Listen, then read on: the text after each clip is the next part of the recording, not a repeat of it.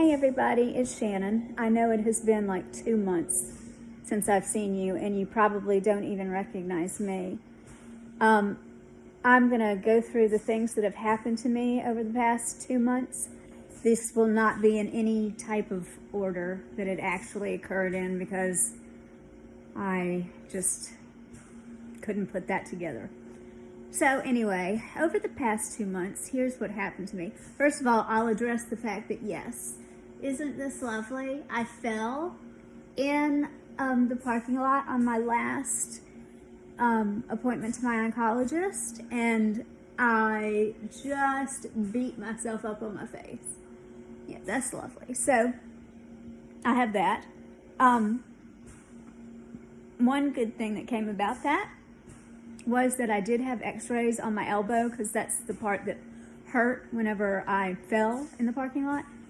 And it turns out that I had broken my elbow back sometime. It wasn't this time, so it wasn't from falling in the parking lot that I'd broken anything, but back some time ago, I had actually broken my elbow.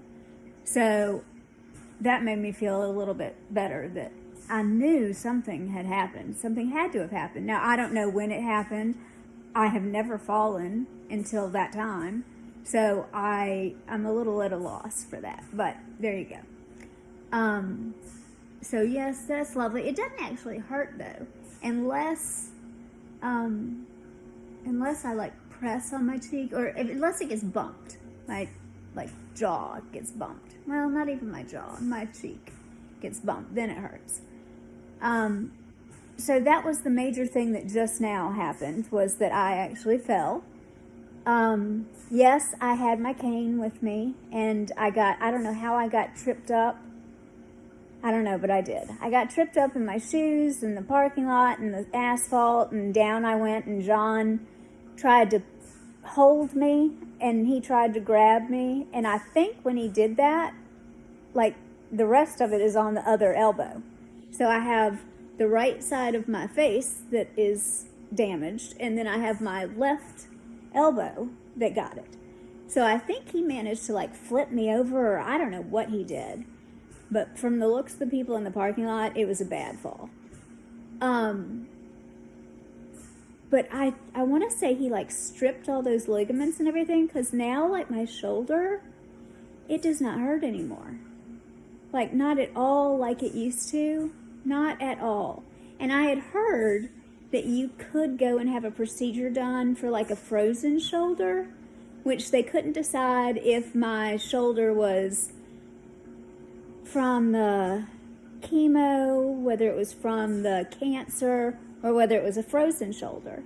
So I don't know. I don't know if it was like a frozen shoulder, and he managed to just rip apart all those ligaments that were together, which is an actual procedure you can go and do, that I have been told by numerous people, like PT people and everybody, that it hurts like the devil. And the day that John did that to me, it hurt, and the next day it hurt, and then the next day after that, I started noticing, wow, this actually feels kind of better. This is kind of weird. So I do wonder if he did a little bit of stripping some of those ligaments when he went to hold me on my way down, that actually served to help me. So anyway, I had my last appointment with my oncologist, Dr. Fernando. So that was very sad, and I won't see him unless I need him. We decided that the last chemotherapy I was on, which was number 4, that's it. I mean, there isn't anything else. Stravarga, I think it's the name of it. It has all of the side effects that I was put in the hospital for, which is another thing that I get to tell you about, being put in the hospital. So really, it wasn't worth me taking. He said, the quality of life you'll have is not going to be worth you ending up in the hospital every 2 weeks, due to what you get from the time that you get from this pill. So I agreed with him on that. And I had called MC Anderson and the other ones. And right now there are no new trial things going on with my specific type of tumor, which is just the normal type of tumor. They're not doing anything. Their best advice was go with your current oncologist plan. That's what they're advising to everyone. So, but if you do, it's a good thing to call them, though, because they are actually working on 3 different types of tumors right now. So if your tumor does match one of theirs, they will let you in one of their trials right now if your blood work matches. So I would absolutely call if I was like on Full Fury. If that's the one that I was on right now, I would be calling MD Anderson and MD Anderson and asking them, what are the tumor types that you're currently working with, and they'll tell you right there on the phone, and you can match it up to yours and see if it's the same. So I thought that was really good to know, but unfortunately, it's not mine. So I decided that I would work on my quality of life instead of the quantity, because I knew it wasn't going to be, a really long time. And I got diagnosed in December of 17. So I've been going a pretty long time. I've been alive a pretty long time since that diagnosis, especially for having terminal cancer. And I am not giving up or anything like that right now. I'm the person whose mother is in memory care right now, and she was on hospice, and she worked her way off hospice. So I know that you can be. Now, I personally can't be kicked off, I don't think, because I have a terminal illness. But she could be, because she just had dementia, and they thought she was going to die, and they've been thinking she's going to die, and that woman just will not die. And so they finally just took her off hospice. So I know it's not like your way to death or anything like that. They've actually been so kind and so helpful. They've gotten the pain under control like you wouldn't believe. And this is a funny story. So if you followed me for a while, you know that last summer I had to have a rod put in my arm to stabilize it. The same arm that has the broken elbow in it. So I had to have a rod put in there to stabilize it, and I was talking to both of my nurses, my nighttime nurse and my daytime nurse, about how much pain I was in over that dadgum, bone cancer. And both of them had said to me, at 2 different times, they weren't near each other, had said to me, yes, the only thing we've ever seen work, the only thing I've ever seen work, because they were not together, I've seen work is methadone on bone pain. And so the next time my intern came in, I asked him, and she was in there, I said, look, she says I should go on methadone. Can you give me a prescription for that? Not knowing anything. Like, I had remembered it was on like 70s TV shows, like the methadone clinics and stuff like that, but I don't know, it didn't really dawn on me. And this intern about had a fit at Emory, which, what's new? And I remember him saying, I will never write a prescription for methadone. They will pull my license. Well, as it turns out, the first drug that they put with the drugs that I was already on, which was, extended morphine and Dilaudid, was they added to my thing was methadone. And what worked the best at helping the pain? The methadone. As soon as they put me on methadone, I saw a huge decrease in the amount of pain that I had on a daily basis. So, that just goes to show you, you cannot go by what interns say, or even, even my oncologist was a little weary. He was like, well, it kind of does the same thing as morphine does. Well, I take your word for it. Sure, I guess it does. But something in it must be a little bit different, because it certainly did switch something in my brain to where I don't have that pain anymore, or not nearly as much of that pain anymore. So, so there's that. Yes, you heard the word hospital in there. I was in the hospital for 8 days. I was miserable. I thought I was going to go insane. I really did. I really thought insanity was about to come. It's back, we're still with COVID, and this hospital didn't know if they wanted to keep everybody out because of COVID, only let some people in. Oh, God, they didn't know what they were doing. So they didn't let anybody in with me. So I didn't even know, how long I was going to be there. At this point, I was so dehydrated that I could not remember, my birthday. I did not know my spouse's phone number. It was horrible. Absolutely horrible. So they just kept keeping me over and over and over because I couldn't remember my birthday. So I must be so confused, and I'm, God only knows. It was horrible. Anyway, finally, I got my husband to realize that there was nothing that I was doing in the hospital that I couldn't do at home. I was miserable at the hospital. And that couldn't he, and I got a nurse that also agreed with me that there was nothing that she was doing that I couldn't do myself if I went home. So I got the two of them together to finally get the doctor to write some get out of jail cards, and I got out on one of them 8 days later. And I swore I'd never go back.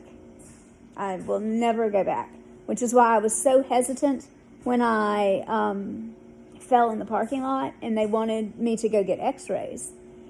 And I looked at them with this panic. They said, just panic look on my face, because that's radiology and that's in the hospital. And if I say something wrong, they're going to, hustle me out and put me somewhere, and my husband won't know where I am, and all that kind of stuff was the look I was giving them.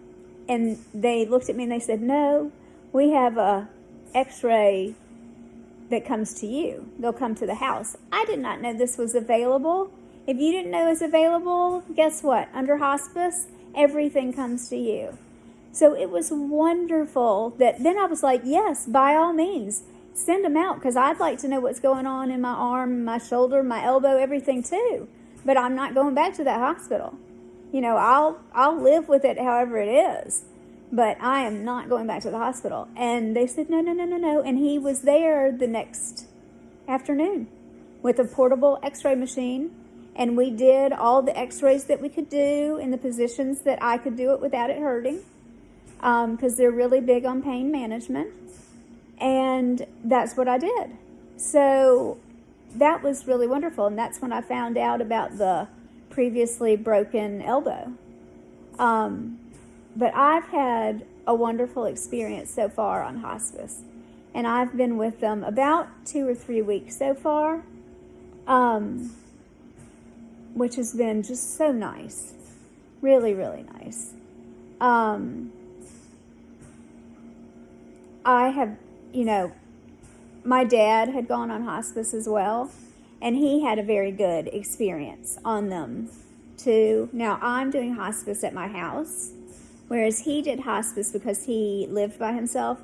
He did hospice in a facility, in a hospice facility, but they were wonderful too. It had just opened, and there were all of 5 of them. I think it was a 1-to-1 nurse to patient ratio when my dad was there. No, they do not try and get you loopy so that you'll die faster or anything like that. They're really trying to make you so that you're right on the edge of being, alert and awake, and you can have a good life, to where, the pain is something that you can manage and you can take things for. So that's kind of where I am right now. As we've just about tweaked the medication to where it's just about perfect. I have friends that come over during the day. Like I had this past week, on Sunday, I had 2 friends that came over, and they stayed till 3:30. And we just chit-chatted and everything. That was wonderful. And then on Tuesday, I had another friend that I worked with. She actually took a personal day, came out here, brought her, papers to grade. She came out here in the afternoon. We had lunch together. And then we went back to my bedroom, which is what we've been doing. And I just, I nap when I need to, and they nap when they want to nap. And otherwise, I think she graded all of her papers and did her lesson plans. And then yesterday, because it's Friday today, and then Thursday, I had another friend come over for the whole day. She took off a personal day, and she graded every single one of her papers. I don't know that she got a nap in. She may not have gotten a nap. But she got all of her papers graded, I know. And I think she did some lesson planning. So that was good. So I have had, it's been lovely. And then my friend Elisa has come over. She's done my toenails. They've never looked so pretty. And she'll come over for, the morning, or she'll come over in the afternoon for a couple of hours, and she'll either work while I nap, or sometimes we just sit here and we'll both just nap because we both end up falling asleep.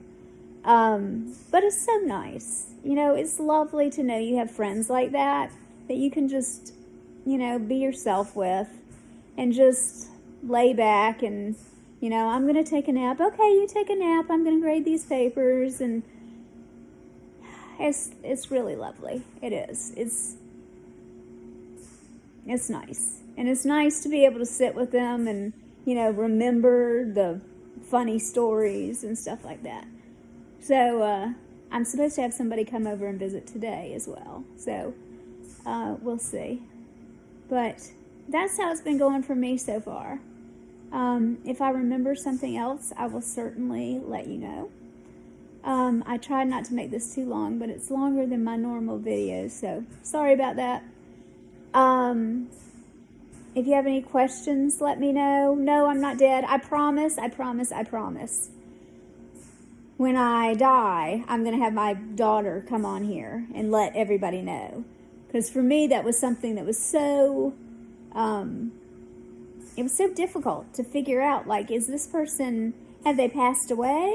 Or are they just not doing videos? Because, believe it or not, this has taken a toll on me. I don't know if you've noticed, but I now have oxygen, which helps tremendously, I have to say. Just with my levels of activity and stuff like that. So,